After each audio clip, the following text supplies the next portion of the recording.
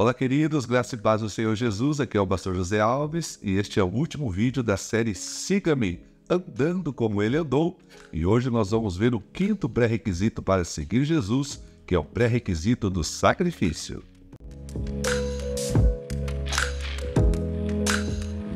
E o nosso texto é Lucas capítulo 9, versículo de número 23, que é o texto que nós estamos usando em toda esta série, que mostra quais são os pré-requisitos que Jesus colocou para aqueles que desejam ser os seus discípulos. E o texto diz o seguinte: dizia a todos: se alguém quer vir após mim, a si mesmo se negue, dia a dia, tome a sua cruz e siga-me.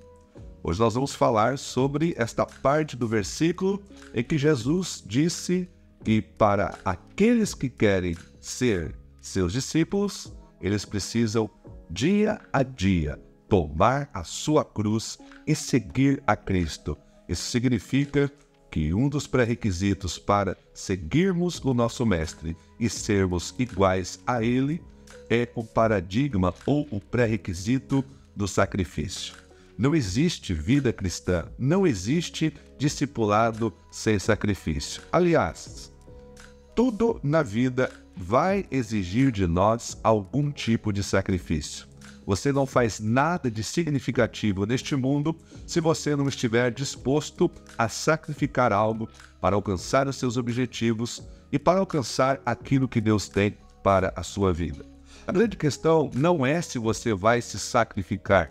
A grande questão é pelo que ou por quem você está se sacrificando. E por que isso é importante? Porque há muitas pessoas que chegarão no final da sua vida e começarão a refletir em como viveram essa vida. E quando começarem a refletir com profundidade como que passaram a maior parte do seu tempo, da sua vida, quando começarem a reavaliar os sacrifícios que fizeram na sua vida, muitas pessoas chegarão à conclusão de que sacrificaram a maior parte da sua vida pelas coisas ou pelas pessoas erradas. Certo dia eu ouvia um médico que dizia, quando estava na sua residência, fazendo residência médica, ainda se formando em medicina, ele disse que um dos lugares do seu estágio era a ala do hospital onde ficavam as pessoas que já não tinham mais condições, a medicina já não tinha mais condições de salvá-los. Isto é, pessoas que estavam na ala dos doentes terminais, apenas aguardando o seu momento de partir. E ele disse que naquela ala ele teve muitas experiências.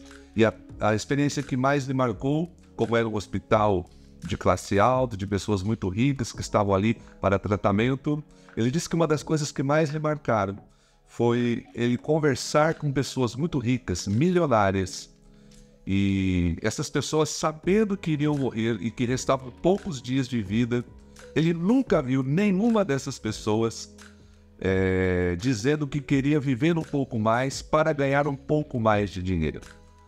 Mas ele sempre ouviu de todas elas: se eu pudesse viver um pouco mais, eu faria muitas coisas diferentes. Eu gastaria o meu tempo com as pessoas mais importantes e significativas da minha vida. Nenhuma dessas pessoas milionárias gastariam mais tempo apenas para ficarem mais ricas.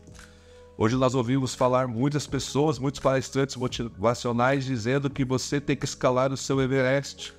Mas aqui eu quero dizer para você: tome cuidado para não escalar o Everest errado. E quando você chegar lá no topo, você descobriu que no final não valeu tanto a pena assim.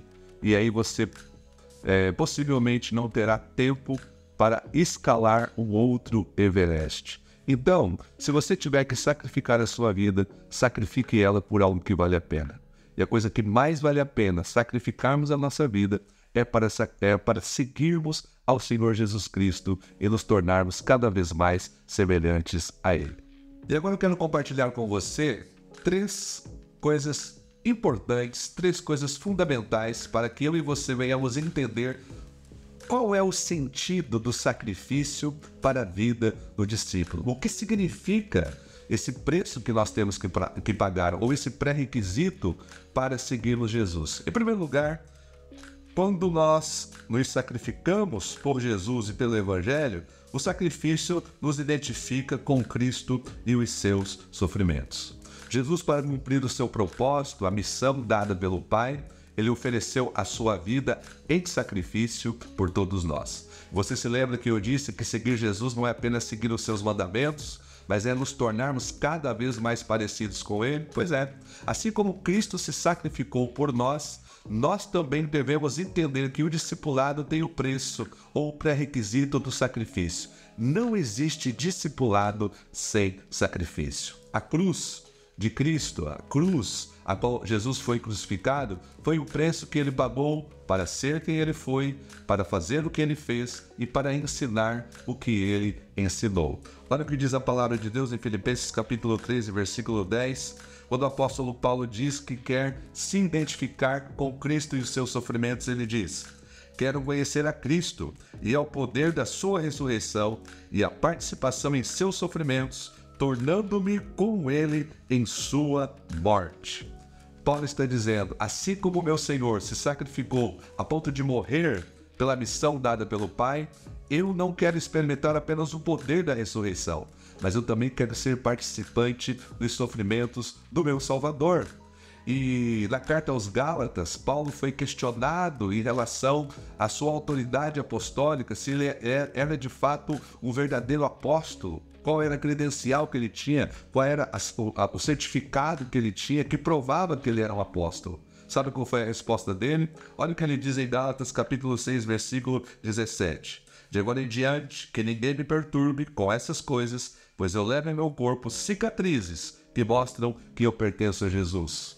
Paulo está dizendo, eu não tenho uma credencial, eu não tenho um certificado, eu não tenho um curso de apostolado, mas eu tenho as marcas. E as marcas que eu tenho são as cicatrizes que eu sofri, das algemas, dos açoites, das surras, do espancamento que eu sofri por causa do Evangelho.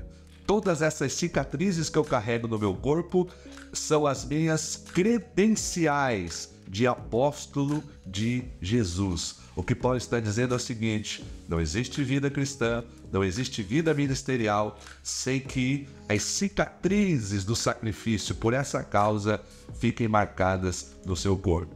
Em segundo lugar, o sofrimento para o discípulo de Jesus significa que assim como Cristo morreu em nosso lugar, nós também devemos nos sacrificar uns pelos outros. Carregar a cruz também é a medida do quanto estamos dispostos a nos sacrificar pelas outras pessoas. A Bíblia diz em 1 Coríntios 15:3 que Cristo morreu por causa dos nossos pecados. Não por causa do pecado dele, mas por causa dos nossos pecados. João 3:16, a Bíblia vai dizer que Deus amou tanto o mundo, Deus amou o mundo de tal maneira que deu o seu Filho unigênito para que todo aquele que nele crê não pereça, mas tenha a vida eterna. Nestes dois versículos nós vemos a demonstração do amor de Deus e do amor de Cristo por nós, a ponto de o Senhor Jesus se entregar para morrer no nosso lugar. Então a morte de Cristo foi uma morte ou um sacrifício substitutivo. Era nosso sacrifício, era para ser a nossa morte. Mas Cristo morreu no nosso lugar para nos dar perdão e salvação.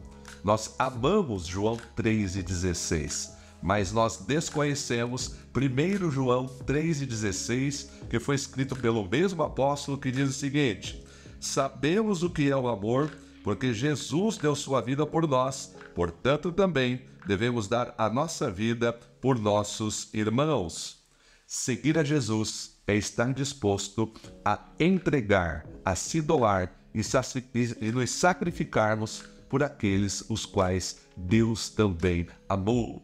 Este é um dos aspectos mais desafiadores, talvez, do sacrifício que nós temos que ter como discípulos de Jesus. E, em terceiro lugar, o sacrifício mostra o quanto estamos dispostos a obedecer o chamado de Deus. Filipenses capítulo 2, versículos 7 e 8. Em todo o capítulo 2, o apóstolo Paulo, a partir do versículo 5, diz que deve haver em nós o mesmo sentimento, a mesma disposição que houve em Cristo Jesus, o qual, sendo em forma de Deus, não se apegou ao direito de ser Deus, mas esvaziou-se a si mesmo. E o versículo 7, Paulo vai dizer que ele assumiu a posição de escravo e nasceu como um ser humano. Quando veio em forma humana, humilhou-se e foi obediente até a morte e morte de cruz.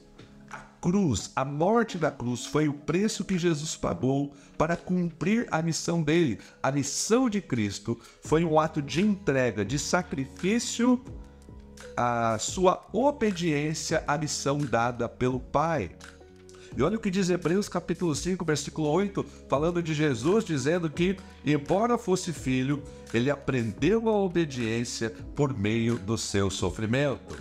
Não existe nenhuma conquista sem sacrifício, e o sacrifício é a grande escola da obediência. Não existe como cumprirmos o chamado de Deus, a vocação de Deus, o ministério que Deus nos deu, a menos que estejamos dispostos a obedecê-lo, e para isso é necessário sacrifício. Pastor Carlito Paes, que tem sido um grande mentor para a minha vida, uma pessoa que tem influenciado muito a minha vida, o meu ministério, ele tem um axioma que diz o seguinte: ministério que não custa nada não leva a lugar algum. O que ele está querendo dizer é, se você quer chegar aonde Deus quer que você chegue, tem que haver sacrifício e disposição de entrega e de autodoação. Um dia, o rei Davi queria oferecer algo para Deus, um sacrifício a Deus. E ele precisava de um local para esse sacrifício e ele precisava também do holocausto.